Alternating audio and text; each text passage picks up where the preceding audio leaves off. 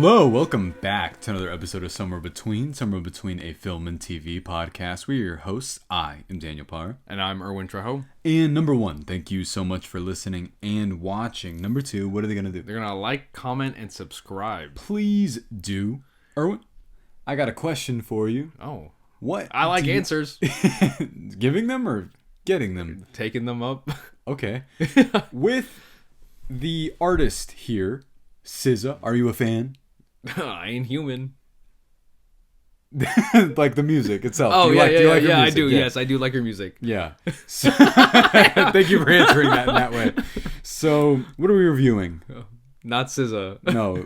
I mean, we could. I could talk about her discography all day, though. She's an incredible artist. Oh. I love her music. But one of them days, right? What, like today? No, just, I mean, it was one of them, right? What's it about? Dude, beats me. Two gal pals trying to make it through life. I guess so, yeah. It's essentially one of those buddy comedy, I would say, movies. And I don't know. Which we'll get more into. It's absolutely an homage to some of the ones from the late 90s, the early 2000s comedies that we missed, to be entirely honest with you. Yeah, it was like a lot of the comedies that we love, I would say, are from the early 2000s. Yeah, no, and we're going to get into all of that. But before we do, I got to ask you a question. Yes. With this movie, did you love it? Did you hate it? Or are you somewhere between? I loved it. I loved it too. I did. I thought it was really good. Yeah, especially when it goes to comedy standards, and we talk about how we don't necessarily review them all the time because you're like, what's to say? Like, it was funny. Wait, I'm about to sneeze. You are? Yeah. Okay. Help me. Do you want me to distract you? Yes. What do people say whenever they're like... I don't know, dude. Just don't. Why would I know? Just don't do it. Yeah. Okay, I think I'm good. Okay. Yeah. Awesome. But yeah, when we were younger, there was so much stuff coming out that was comedy related, and now I'm realizing that we took it heavily for granted. We did. Because what are you talking? If anything, as kids, we would watch those movies over and over again. Yeah, and you know what? The reason why I'm bringing this up, I feel like if this one came out around that time when we saw it, it probably would have been one of those like, hey, this movie is hilarious, and instead of giving it like, we're probably going to give it the same score, but probably back then we've been like, this is mind-blowing, this is hilarious, this is 5 comedy stars now. Me with the Jump Street movies. Exactly that. Like, it's just weird to see something not come out late. I feel like this movie's timely and relevant, but in terms of having a community experience in a theater of people laughing around you, it's been a while. It's been a while, right? Yes. Did you have that experience? I did. Or, yeah. I definitely felt like the crowd in my theater, they were very interactive with the jokes too. Yeah. And it felt like they were also a part of whatever the characters were experiencing through the movie. Do you have any like specific example that happened with you for that? I think it's whenever they would go to it was the blood bank. When they do that like the chicken sandwich place. Oh yeah, I know what you're talking about. Yeah. And there was like another place that was happening. No, I think it was just like whenever, like the apartment complex, whenever they would interact with the other neighbors too. That was one of my favorite parts as well. Whenever they would interact with the other neighbors. No, because everyone, typically in a comedy, you'll always have the one side person who's not as funny as the rest of them. But I feel like everybody is really good at their own specific type of comedic timing. Maude Apatow is in this, who is the daughter of a bunch of the ones that we talked about. Judd Apatow, yeah. A bunch of the comedies we're talking about, which was, he was involved with all the Seth Rogen, James Franco stuff at the time. Yeah. Favorite one. Top ones that you can think of. I can't just use Superbad again, can I? I mean, that one's great. Yeah, but like, because I don't think Judd Apatow produced that one though. I'm talking about like directed, or just any movies with like what he's been a part of, like that team. That team. Because well, then that team than that one, but like him directing definitely has. Did he direct 40-Year-Old Virgin? No, not that one. Oh, that one's great too. You know what though? I forgot about that. The one. Knocked Up. Knocked Up. Yeah. Yeah. Knocked That Up was my great. example. Yeah. Yeah. Was that yours? Probably. Yeah. I don't know. It's just like, it's weird to see like all these people, like at least with those movies in particular, that they're all in the same. It's like they're all working in the same studio. and they're going from like movies to movies, and you can still see like the same actors and actresses. That's why when I saw this, I was thinking, I hope that Issa Rae and SZA and Keke Palmer, that this is a team now, and the director, who I believe his name is Lamont, who I don't know if you've watched any of Insecure. No, I hear that show's good though. I'm starting it again. I've only seen the first season, but the sense of humor is very much in that realm. So if you liked this, you will also like that. Yeah. But I thought at least the first season of that show was great. I'm not saying that I hated the rest. I just haven't seen it. Yeah. But I'm not. Does it clarify? Yeah. I just had to stop right here. Just to clarify. Yeah. Yeah, and I'll finish Ted Lasso too while I'm at it. That's not a me thing. That's a you. Okay, I'm just saying. Yeah. Well, you haven't finished Insecure, so. Oh yeah. Don't make me feel insecure about that. Nice. No, good job. Okay, yeah. It's just one of them days, right? So, with this in particular, who stood out to you? Keke Palmer. Yeah. I don't know. It's just I remember seeing her. Was it Nickelodeon? I think it was Nickelodeon stuff. Yeah. That I would just see her in regularly, but I think it was just a reminder because other than that, I would just see her in like casual, like smaller roles, or then especially with movie Nope. I was gonna say except for the movie she's incredible in, which is Nope. Yeah. But other than that, though, it's just like you rarely got to see her in like these big performances in theaters, and I would just see a lot of her interactions through interviews. Absolutely. Yeah. And you just felt the energy and like, oh, she definitely brings a certain type of personality that's so unique just to her. Yeah. That whenever it's definitely carried through the movies as well. I understand why she's the host of like the Pepsi Challenge on ABC or whatever, those shows like that where it's like it's real. I don't know if she's the host of that one. I could see her hosting like the Oscars or something. Yeah, she's a host of like a Golden Globes and all. She's the host of like a couple different game shows, which is why I believe that. Yeah, I get that energy for sure. But she's also very comedically talented. Yes. The comic timing, I want to reiterate. I feel like people, I think we've said this in different reviews before, people take that for granted. Yeah, it's so hard. I can't even imagine doing like the same type of take over and over again and having that timing. And especially so Keke Palmer, that's a given. Yes. That she's incredible in this. You know who else I had reservations about because she's never acted in anything before. Yes. We've already mentioned her, but SZA. Yes. And did you like her in this? Yeah, she did. She surprised me. I was kind of shocked with like the role that she had, especially towards the end of the movie, where she had to get very deep with her character, and like both of the characters had to get deep and like understanding like through their friendship and all. Yeah. So I was kind of shocked of like how she developed through that. I mean, every single buddy comedy thing does have the whole like the third act breakup where it's like you said something I didn't like and you were mean about it. Yeah, so forgetting Sarah Marshall. Yeah, or 21 Jump Street. I love you, man. Jump Street. I do love you, man. I love you, man. Any single one of these, they all follow a formula. But you know what's kind of interesting to say? I missed this formula. It's been so long since. My other complaint is that in a different world, this probably would have been put on like Netflix or something or Hulu or any of those. I can see that.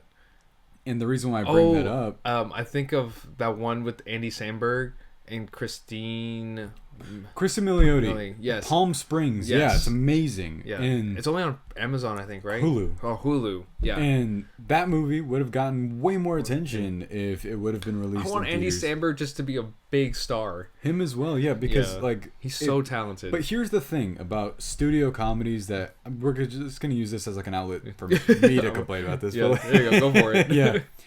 I miss the experience of going to a theater and having like 10 movies that essentially were like super bad all in the theater at the same time. There was a point in time around 2007, 2008. Now granted, they weren't all as good as that one. Yes. But they were all available. They were all there. It wasn't immediately put onto Netflix. It wasn't like how every single thing right now that's a comedy for some reason has to be an action comedy. Oh yeah, that's true. Or like a adventure comedy too. It's always like a hybrid something. Horror comedies. Yeah, which I mean I do want more of those, but when they work. So yeah, but there always has to be a catch, a gimmick. I love that this one was a tribute to. Have you seen Friday? Yeah. Yeah, this is essentially. I don't want to call it Girl Friday. That sounds like you're diminishing what this movie is. Yeah. But it very much feels like it's homaging Friday in that way. Yeah. It feels very... Or like its own twist, and it's like just its own movie regardless. Yeah, because I feel like you should be able to have similar movies that... I mean, granted, the jokes are all different, and I'll ask you like a couple of your favorite ones in a second, and who like I also loved some of the cameos in this that we'll get into as well. Who I kind of wish were in it more. Yeah. But hey, it's called a cameo. Yeah, but I didn't really know that they were just cameos. Like, you know who's amazing in this? And I kind of came at him with, I never hatred, but I'd always associated him with the Wayans brothers and their like haunted house movies, which I hate. Yeah. Cat Williams. Dude, you don't like Cat Williams? I love Cat Williams stand up. Oh. Cat Williams in those movies. I think I like Cat Williams just when I would see clips and just scenes with him only, and I'm like, oh, it's just funny. No, him as a persona, yes, as a stand-up comedian is hilarious. Do not get me wrong. I feel like he's insanely comedically talented, and he's finally in a movie that I think he's absolutely hilarious in. Yeah. And they utilize his kind of like that. You remember that podcast he went on, the Shannon Sharp one, where he was like, everything's going to come out this year. Yeah. And then he did. He was right, actually. But people were talking about his whole conspiracy theory at the time. Like, this man sounds off of something. I wonder what he meant, though. Like, how did he know it was all going to come out this year? I don't know. Look up the whole thing that happened with Hannibal Buress, and it was Bill Cosby. Oh. Look at that. But I have a similar thing, I'd assume. Oh. But what do you think of him in this?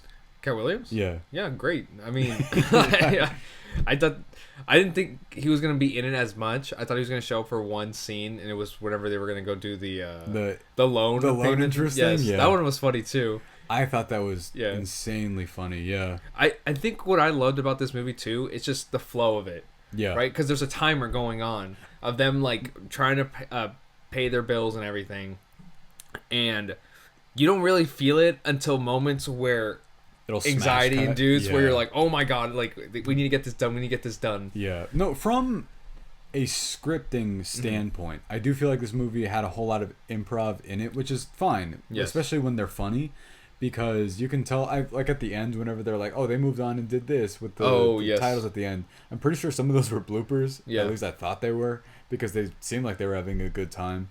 But there are so many individual moments where I don't know if you call it actor's impulse or whatever it is, where you're like, they definitely did that just because they found it funny themselves, right? Yeah. Like, there is a moment where the way SZA bites like a chicken wing out of her hand or something. Oh, it was like really random but really funny. I don't know, for that moment, it felt very endearing, like for their relationship. Yeah. And it really just showcases how long they've known each other too. No, and that's the other how I see it. Great thing about it is that they have an insane amount of chemistry with each other. I don't really know how long these actresses have known. I would just assume like, oh, they've known each other since they were kids. And that's really hard to pull off. Yeah. It's hard to pull off that whole like sense of chemistry where you're like, oh, they've known each other forever, and they felt that way in that movie. But alongside that, I agree with you that outside of the improv part, the way that the best comedies work is they let that flow. But there's also a sense of like, okay, act 1, act 2, act 3. And the sense of tension in this movie is more surprising than you'd think, specifically because of how it uses freeze frame. Yeah. And the whole like 8 hours left, 7 hours left. And then there's like a moment where something drastic happens and it says like 45 minutes left. And you're like, well, how are they going to get out of that? And I really loved the usage of all of that. Did you find... I had this question for you, but I was kind of wondering, I mean, in terms of comedies and their investment emotionally, do you, let's say dramas, do you get into them as much emotionally as you would something that's like asking a lot of you, or do you feel like they're like kind of an equal footing with each other, or like it just depends? I think it depends, but I do think with dramas it's more compelling. Yeah. I would say, just because it's like a build-up type of thing, while in comedies it's kind of thrown in there, just because with the jokes and everything it kind of takes you away just because of the tone that's happening usually. So I would say when it comes to like just drama related movies that it's just more impactful. Yeah, because I was listening to a review of this because it's been out for like a week, and I'll talk about how this movie gained traction because it was a word of mouth type of movie. Oh yeah. But I forget that we are the age that we are, so we understand financial struggle. It happens with everyone. That this movie's very good about class consciousness, is what you'd call it, in the sense of, I get why they're fucked basically the entire time. And dude, when they talked about their credit score, I was so happy about mine. I was like, that's good. Yeah, you're like, I think that I'm on the right track. Yeah, I was like, I think I'm doing great then. At the joke where they're talking about combining theirs. And then that was funny. That was really funny. I was like, it's still bad. Yeah, but, and then I found about it and I was like, that's right. If like somebody that was, I don't know, 14 or 13 years old saw this, they'd be like, I don't understand. I don't get it. Yeah. And one of my favorite ones, I get to bring this up again because it's actually a vital subplot to this. They find a retro pair of 1985 Jordans. Gonna do it again? Wait, no. I did it, guys. Yeah.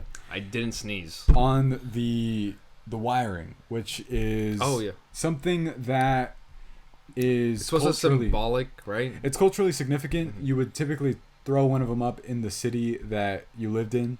You can also find that example in, I believe, Like Mike. And I thought that was cool because I was worried about something like this, attention to detail, right? Because I was like, that's actually something I know a lot about. Yeah. And they even go so far as to pull up the eBay authenticity guarantee thing where... Have you used that? I have, yeah. I've never bought anything off of there, but it is authentic, so I thought that was cool.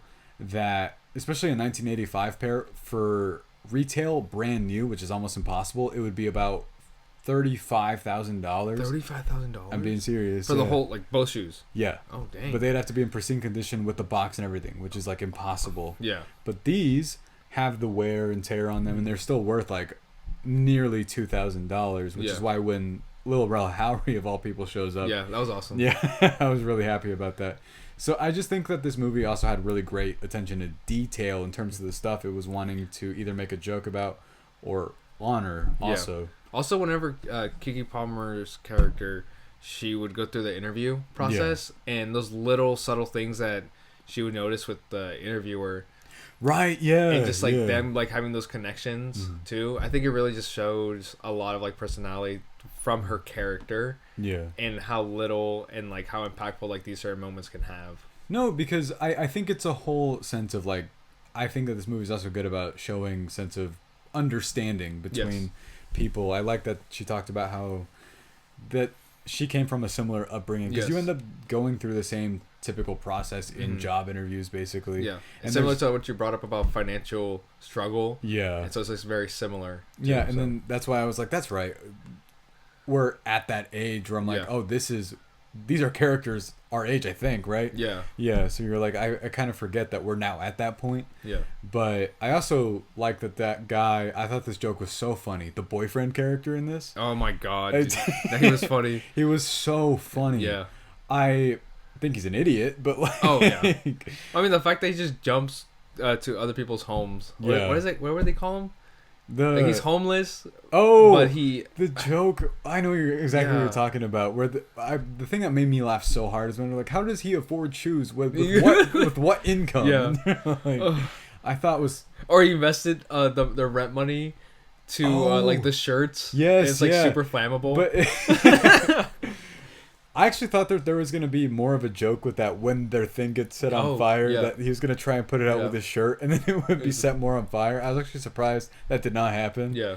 But I want you to know that is also a thing. People our age, this is really popular right now, have been trying to start their own independent streetwear brands. Oh. And I respect it. I do. Oh, I do see that often. Yeah. I admire the hustle. Don't let them look like that. Or what it was called, too, was so funny. I don't remember. What did he call it? It rhymed with Gucci. It was the... Oh, yeah. Okay, I do remember that. I don't want to say because I don't know if we get flagged for stuff like that, but like... No, Stanley Tucci. That's what we're talking about. Yeah, that's exactly what... The bald man. Yeah, I like that guy. What were your favorite jokes in this? Oh, the biscuit burglar. Yeah. That's it. That's the only one. That's the only one that made me laugh. Dude, the way the... Sorry. I'm just thinking about the drive-thru guy. Yeah, the way the drive-thru guy, like... He's not like, again! Well, yeah, but he's like, now, if I were to be spilling somebody's business, but they're like, but now let's say that I'm not, I would say that he's here. But the way that they kept making that joke, it's really hard to get a joke that's repeated still really funny also. But I loved that. It's good. Mine was there's this one girl they call like Big Booty something.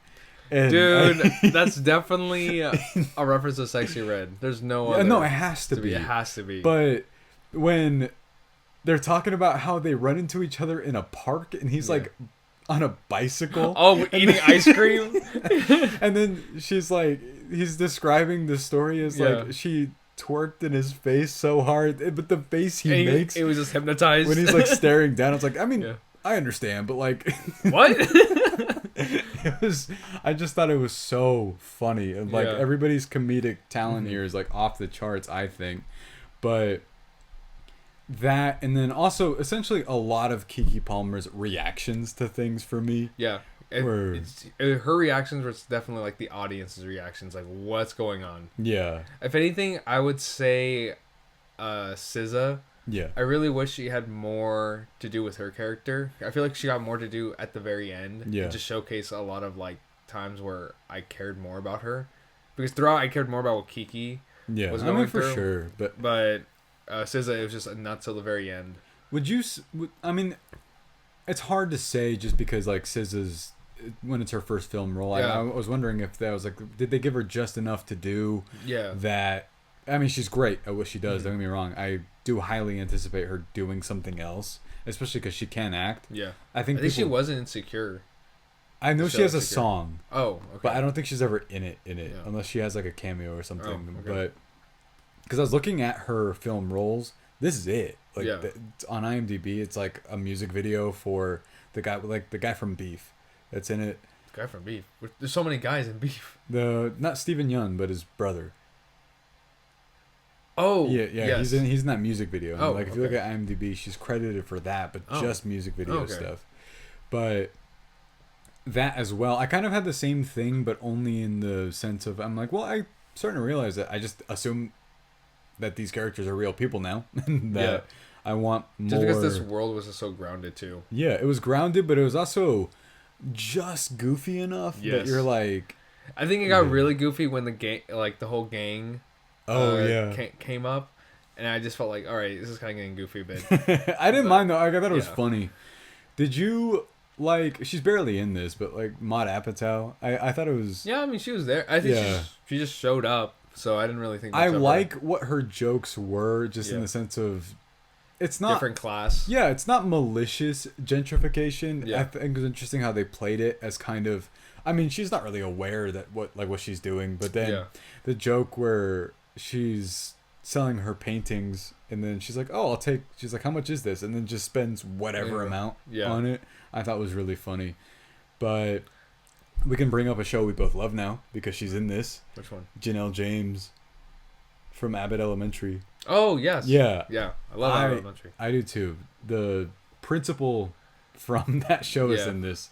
And I was excited when she showed up. I was hoping she was in it more. But I love that whole, I don't want to call it a set piece, but I think it's like, I don't know, when it comes to comedies too, it just feels that you can clip something and it feels like just a skit. Yeah. In one like 10-minute scene that's happening, and she definitely had that moment too, where her being at that blood bank. Yeah. And having a character that's had several occupations. Oh yeah, and then she was saying that she was a stripper, but then she had all these other things, and then she went back to stripping at the end. Yeah. I love her. I think she's so funny in that show and in this as well. I mean, I don't know. She's playing essentially the same type of like kind of cluelessness, but her timing as well. Do you have any negatives with this? Besides the thing about what I said about SZA, yeah, just because I know she's also in this movie a lot as well. Yeah, but it's just a minor thing for me. But other than that, no, I really don't have any negatives. I guess I have the similar problem. Yeah. I think that this movie's pacing, especially because it relies on pacing, harder to do than you'd think. And I think just the fact that they introduced the timer, and then you get the sense of urgency a couple of times. You would expect it to be happening throughout the movie, but sometimes it would just stop, just for a joke to happen. And so if it lands or not, then which I mean, on its own, like every comedy, I would say 10% don't work maybe, but that's everything. Like if somebody, but The difference between a good comedy with jokes that don't work and a bad comedy is that bad jokes, when you've heard one. Dude, because, I say a good joke is one that's timeless. Yeah. And then a bad joke is one that just works during that time. So because it's like if you're aware of what's going on, it's funny. But I can't imagine like I can show Superbad to somebody now. Yeah. And it's still find like 80 or even more % of it funny. Right. Yeah. Which and, I'm trying to think of some certain comedies where they wouldn't find that funny whatsoever. I'm going to tell you one just because I remember we both hated it when it came out and we saw it because we were both looking forward to it. Baywatch. Oh, yeah. That's one of them. Yeah, that was just bad at the beginning. Yeah, that was just bad, yeah. I did not enjoy Baywatch. But I don't know about comedies that don't hold up is the problem. I'm not sure. We've referenced it before. I still like old school. I just don't love it the way that some people that saw that in the 90s do. Yeah. You know, a movie from that era still holds up, though, and I think is great. American Pie. That one, too. Yeah. American Pie, like all of them. Yeah. Wedding Crashers. Yeah. But we essentially could talk about those all day. We haven't gotten to touch on comedies much just because they don't release them outside of Netflix anymore. Yeah, it's on streaming. But I get it, though, too, just because they're so cheap to make. Yeah. But at the same time, when it's good, it kind of sucks that you don't get to see it in theaters with, like, others around you. No, but what sucks is even the ones that are just okay. I saw one with John Cena and Aquafina last year, and you would think it would come out in theaters based off the names I just said, called Jackpot. Yeah. You said Aquafina, so... Yeah, I think she's funny, but, well, not as funny as, like sometimes they oversaturate. Yeah. If she was used sparingly, but she wasn't. But have you seen that? Oh, that's Judd Apatow. That is? Yeah. Oh, shoot. Do you know what that's about? No. So, just a little tangent. It is about someone who, if you win the lottery, by the end of the day, if you still live while people hunt you down, then you win the money. But people, if they kill you, are allowed to steal it from you. Oh, that's awesome. Yeah, it's okay. Unfortunately. Oh, dude, why would you say that? It's like this is a good plot. Awesome. Well, it didn't work out. Yeah. What? No, it was funny. It was funny enough. But if you hear that concept and you get the reaction like I did, yeah. It was okay. Yeah, it was okay. Oh, dude, it was. Yeah. You'll be like, that's such a great concept, and the movie was fine. I hate that feeling. But before our overall score, I just want to say that when this had initially come out, which was like last week, I was kind of wondering about it doing well. Mm-hmm. It has amazing critic scores. Like, it's at 97% on Rotten Tomatoes. We're about to, we're not on Rotten Tomatoes, but we would contribute to that if we could. That I do think it's that good. Yeah. I think it is very much worth your time. Mm-hmm. I miss comedy so much. Please bring more of them back. We'll get to do the Marvel movies. Yeah, not just action, comedy, whatever. What are you doing? Right? Because people say like Marvel's all jokes. Oh yeah, he's right behind me, isn't he? Oh yeah, but it's funny. We complain about people that say that. Yeah, but it's funny when we say it. Oh yeah, no, we're different. But I was worried because I was looking at the seating and I was wondering if it was doing well. But then over the course of the week, more and more people have started to watch it. Oh. And by the weekend, it was #1 in the box office. And the movie we chose to review last week actually did worse than... What did we do last week? Wolfman. Oh, really? It was like the #3 and #4 instead of #1. Oh, dang. It dropped that fast. Yeah. Wow. And I will say, this one's a much better movie. And we have a lot... I agree. We have a lot better things to say about it. Yeah. But we highly recommend this. I know we're a week late. So, I don't know if you haven't seen it yet. And if you're debating on it, you should. Absolutely do. Even though we spoil everything. I'm so excited. I think the next few weeks we're going to be reviewing like horror movies back to back. That's right. Anyway, before we get into the what's up next, what's your score? 4 out of 5. Yeah, I gave it the same thing. I gave it a 4 out of 5. I loved this. I thought it was great. I thought it was really good. Yeah. So, guys, what did you think of One of Them Days? We want to know. What'd you think? And, Erwin, what's up next? Dude, I don't know. I believe... I'm thinking Monkey Man right now. No, that's February 21st. No, I said Monkey Man. Oh, the Dev Patel movie? That's April of last year. I love all these monkey movies. Yeah, I do too. Then there's going to be another one. Dude, I saw that Godzilla vs. Kong trailer. I feel like I mentioned that. I feel like I mentioned that quite often. A lot, yeah. But before that, there's a movie coming out next week. I'm so excited for. Companion.